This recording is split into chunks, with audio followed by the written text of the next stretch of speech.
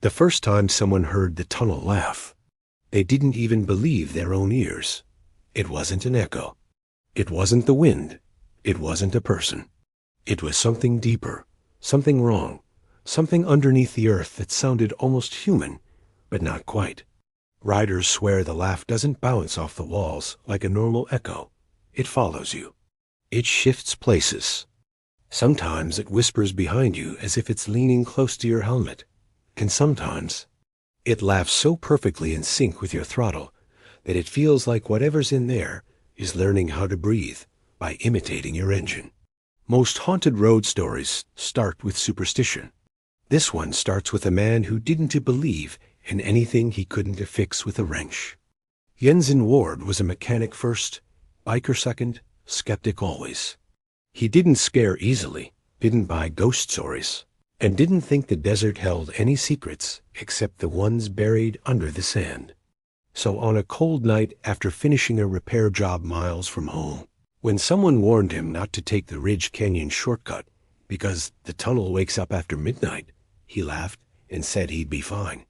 He strapped on his helmet, fired up his Harley, and rode straight toward the mouth of the tunnel, never knowing that this would be the last time he truly trusted the sound of his own engine.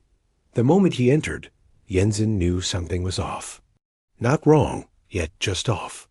The tunnel swallowed his headlight like it was alive, absorbing most of the beam instead of reflecting it.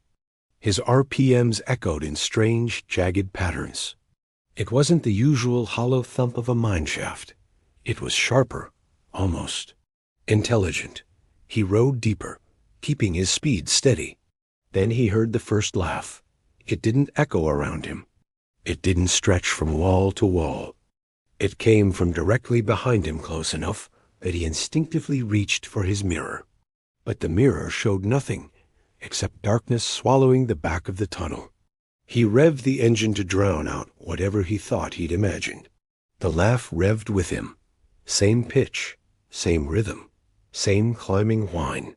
He chopped the throttle. The laugh dropped with it. His breath caught. His fingers shook. Something in that sound, some warped, breathy, gleeful mimicry, felt impossibly real. Jensen killed the engine. The laughter did not stop. If anything, it walked closer. Slow, deliberate footsteps tapped across the stone behind him, approaching like someone dragging their boots through gravel. There should have been no sound at all. The tunnel was sealed off from wind. Nothing alive should have been walking in there. Jensen turned his head slowly, heart pounding so hard it felt like his ribs might crack under the pressure. But the moment he looked over his shoulder, the laughter moved, instantly jumping to the other side of the tunnel, as if circling him in the dark. He grabbed his handlebars and tried to start the bike. His hands slipped. The engine sputtered, coughed, refused. And then the tunnel whispered his name. Not shouted, not moaned, whispered right next to his ear. Jensen? He didn't wait to hear it again. He slammed the starter a third time this time. The engine roared to life, and he shot forward so hard the rear tire skidded across loose stone. The laughter chased him the entire length of the tunnel, rising in pitch until it became a distorted, hysterical scream, trying to outrun him. When he burst into the open desert air, he didn't stop riding until he hit the highway. He didn't speak for hours, and he never set foot near Ridge Canyon again. He wasn't the only one. Over the next few years, more riders came forward, some shaking, some pale, some swearing. They heard laughter coming from somewhere inside their helmets, even after they left the tunnel. One rider said the laughter matched his engine so perfectly that it felt like something was trying to ride with me. Another insisted the voice called out to him in a tone that felt like mockery, like it was enjoying his fear.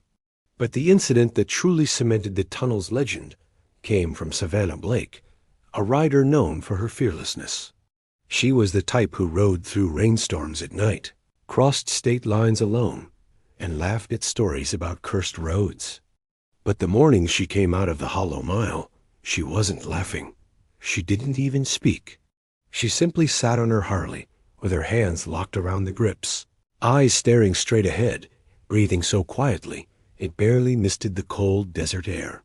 When the sheriff finally helped her off the bike, she whispered just 2 words. It spoke. She refused to repeat what it said. She quit riding within a week.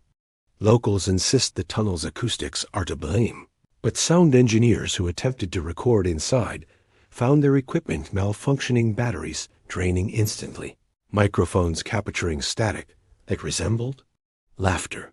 One recording, just before it cut out, captured something chilling, a faint rising giggle that seemed to mimic the pitch of a revving engine.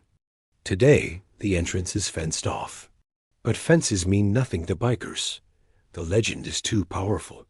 Riders still slip in at night, hoping to hear the infamous laugh for themselves.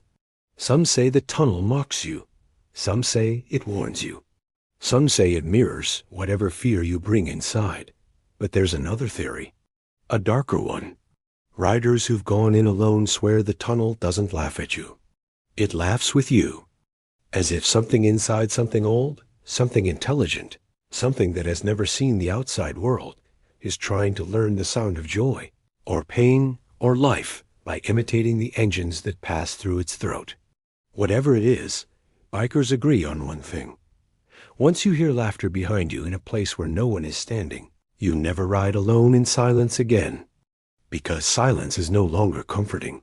Silence feels like waiting. If you've made it this far, you understand why the Hollow Mile is more feared than any deadly curve or outlaw ambush. And next episode, we're going somewhere even stranger a highway, where riders see themselves riding beside them, not shadows, not reflections, themselves. Next time on Real Outlaw Roads, the Doppelgänger Highway.